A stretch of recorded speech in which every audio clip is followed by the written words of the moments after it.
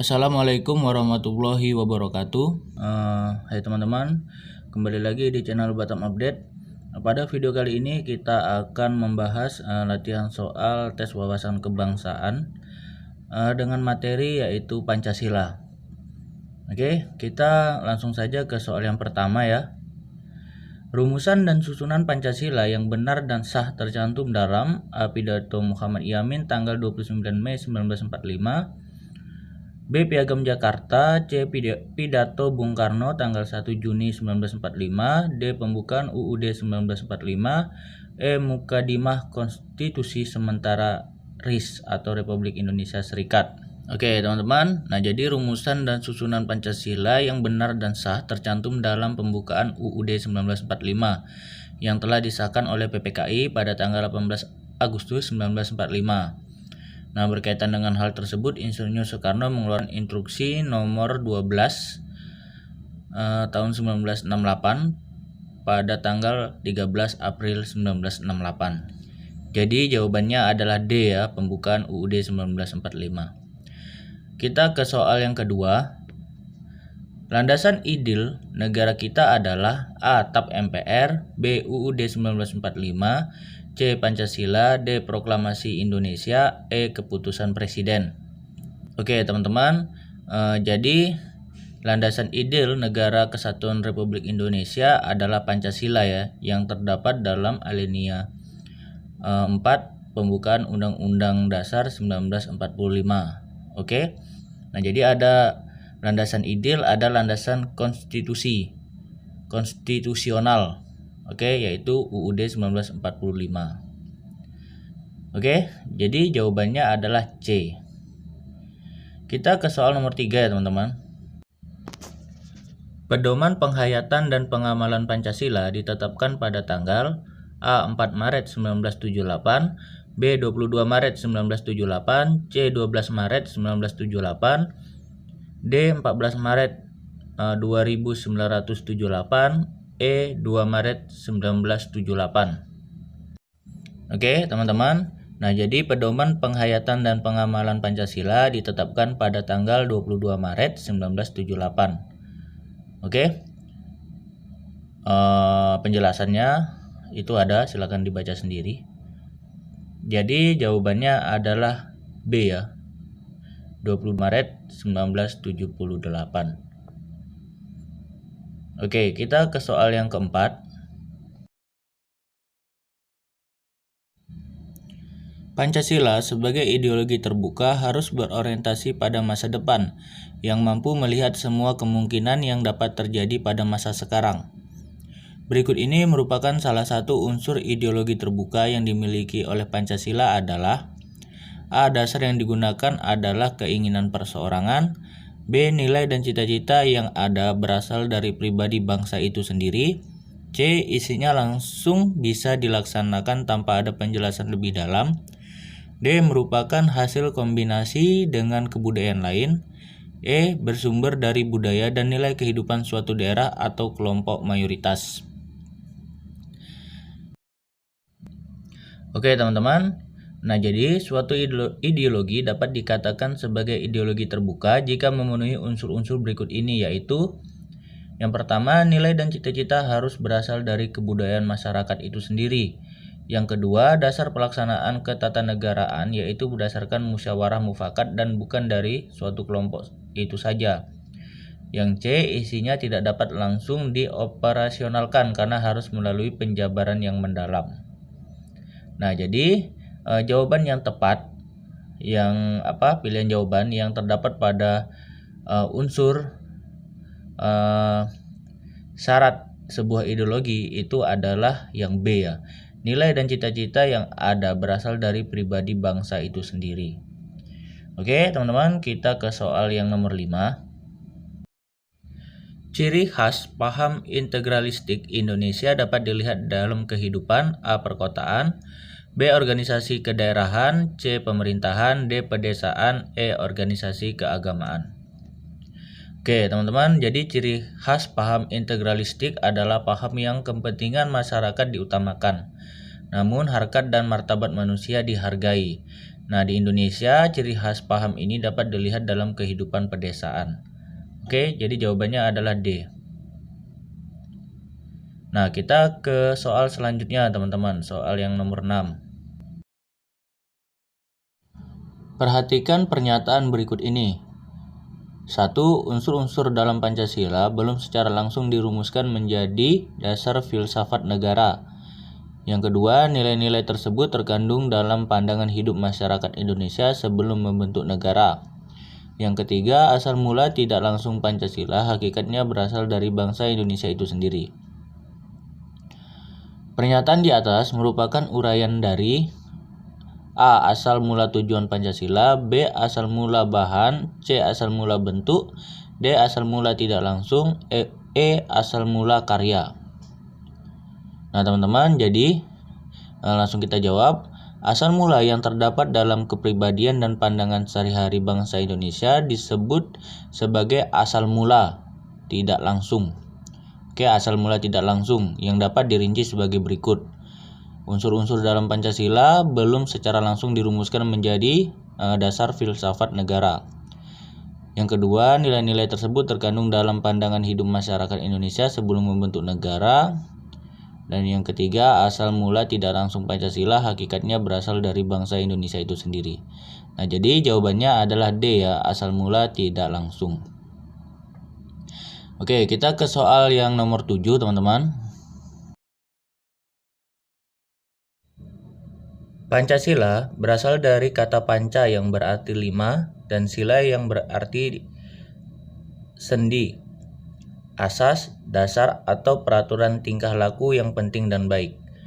Dengan demikian, Pancasila merupakan 5 dasar yang berisi pedoman atau aturan tentang tingkah laku yang penting dan baik. Merupakan pengertian Pancasila yang diungkapkan oleh A. Notonegoro, B. Muhammad Yamin, C. Insinyur Soekarno, D. Ki Hajar Dewantara, E. Supomo. Oke teman-teman, nah jadi soal nomor 7 ini pendapatnya itu diungkapkan oleh Muhammad Yamin ya. Oke, nah jadi jawabannya adalah B. Oke teman-teman, kita langsung ke nomor 8 ya. Perhatikan pernyataan berikut ini. Nomor 1, modal pembangunan. 2, satu-satunya asas bagi kehidupan bangsa Indonesia. 3, pendorong terciptanya pembangunan di segala sektor. 4, berasal dari rakyat Indonesia dan negara serumpun yang lain. 5, pandangan hidup bangsa sebelum bangsa Indonesia. 6, cita-cita dan tujuan seluruh bangsa Indonesia. Dari pernyataan di atas yang merupakan fungsi dan peranan Pancasila dalam kehidupan berbangsa dan bernegara Indonesia adalah nomor A. 1, 2, dan 3, B. 2, 3, dan 4, C. 3, 4, dan 5, D. 4, 5, dan 6, E. 1, dan 6. Oke teman-teman, nah jadi fungsi dan peranan Pancasila dalam kehidupan berbangsa dan bernegara Indonesia adalah, nah itu ada poin A sampai H teman-teman ya. Nah jadi yang tercantum yang sesuai dengan fungsi dan peranan Pancasila dalam kehidupan berbangsa dan bernegara Indonesia adalah poin 1, modal pembangunan, dan poin 6, cita-cita dan tujuan seluruh bangsa Indonesia. Oke, jadi jawabannya adalah E ya teman-teman. Oke, kita lanjutkan di soal nomor 9.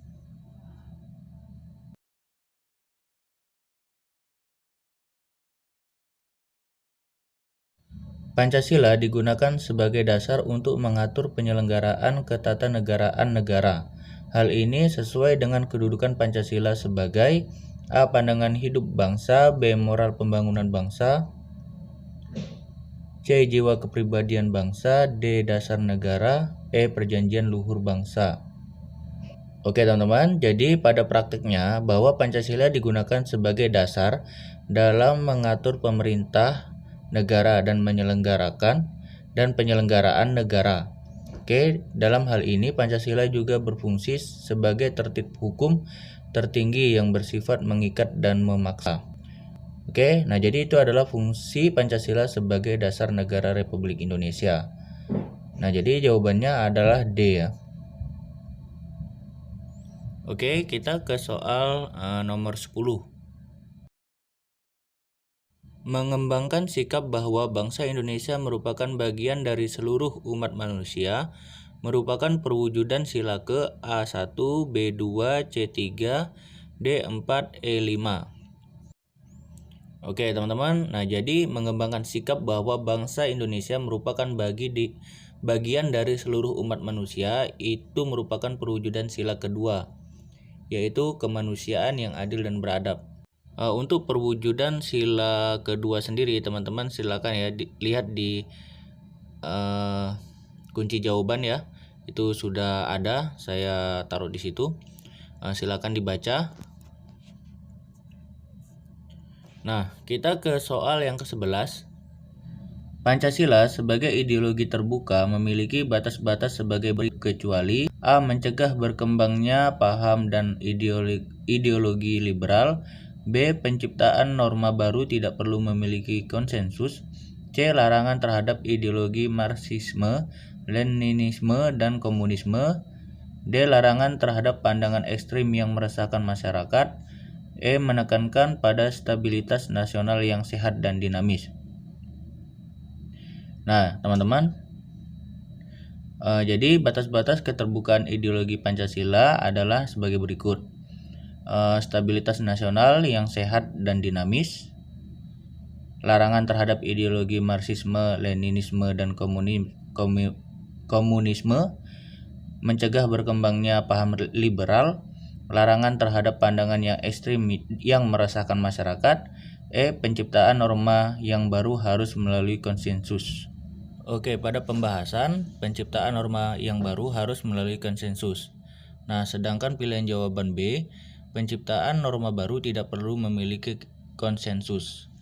Nah, jadi yang bukan merupakan batas-batas Pancasila sebagai ideologi terbuka adalah B ya, penciptaan norma baru tidak perlu memiliki konsensus. Jadi jawabannya adalah B. Nah, kita ke soal yang ke-12 teman-teman. Pengamalan Pancasila dalam kehidupan berbangsa dan bernegara dapat dilakukan dengan cara pengamalan secara subjektif. Artinya, A. Menjalankan nilai-nilai vital secara pribadi dan bersikap dan bertingkah laku pada kehidupan berbangsa dan bernegara. B. Melaksanakan peraturan perundang-undangan yang berlandaskan UUD 1945. C. Menjalankan nilai-nilai Pancasila secara pribadi dalam bersikap dan bertingkah laku pada kehidupan berbangsa dan bernegara. D. Melaksanakan peraturan perundang-undangan yang berlandaskan Pancasila. E. Menjalankan nilai-nilai moral secara pribadi dan bersikap dan dalam bersikap dan bertingkah laku pada kehidupan berbangsa dan bernegara. Oke. Nah, jadi pengamalan Pancasila dalam kehidupan berbangsa dan bernegara dapat dilakukan dengan cara pengamalan secara subjektif. Artinya, menjalankan nilai-nilai Pancasila secara pribadi dalam bersikap dan bertingkah laku pada kehidupan berbangsa dan bernegara. Nah, jadi jawabannya adalah C ya.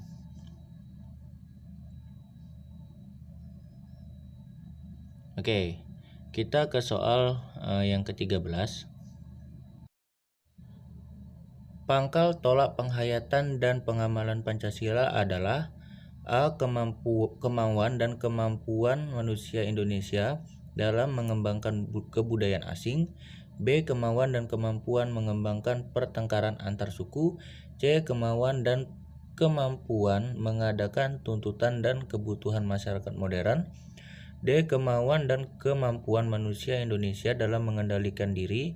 E. Kemauan dan kemampuan manusia Indonesia menjaga Indonesia. Oke teman-teman, jadi pangkal tolak pengamalan dan penghayatan Pancasila adalah kemauan dan kemampuan bangsa Indonesia dalam mengendalikan diri dan kepentingannya agar dapat melaksanakan kewajiban sebagai warga negara dan warga masyarakat. Nah, jadi jawabannya adalah D ya, kemauan dan kemampuan manusia Indonesia dalam mengendalikan diri. Oke teman-teman, jelas ya. Kita ke soal selanjutnya, soal nomor 14. Tata cara pengucapan Pancasila pada upacara-upacara resmi ditetapkan dalam A. Tap MPR RI nomor 2 MPR garis miring 1978, B. Inpres nomor 12 tahun 1968, C.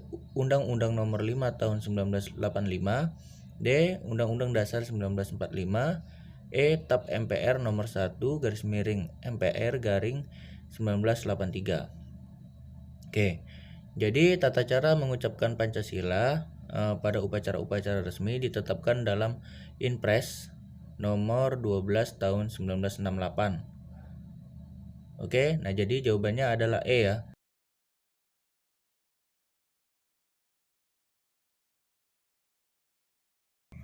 Oke teman-teman, kita ke soal nomor 15. Berikut ini yang bukan merupakan materi program pedoman penghayatan dan pengamalan Pancasila atau P4 adalah A. Pancasila, B. Keagamaan, C. Wawasan Nusantara, D. GBHN, E. Undang-Undang Dasar 1945. Oke teman-teman, jadi pada masa itu, masa Orde Baru ya, pemerintah mencanangkan program P4 Pedoman Penghayatan dan Pengamalan Pancasila. Nah, yang materinya terdiri dari Pancasila, Wawasan Kebangsaan, GBHN, UUD 1945, dan materi lain yang berkaitan dengan kebangsaan, nasionalisme, dan patriotisme. Oke, jadi jawabannya adalah B ya. Soal ini jawabannya adalah B. Oke teman-teman, sekian pembahasan kita tentang latihan soal tes wawasan kebangsaan materi Pancasila.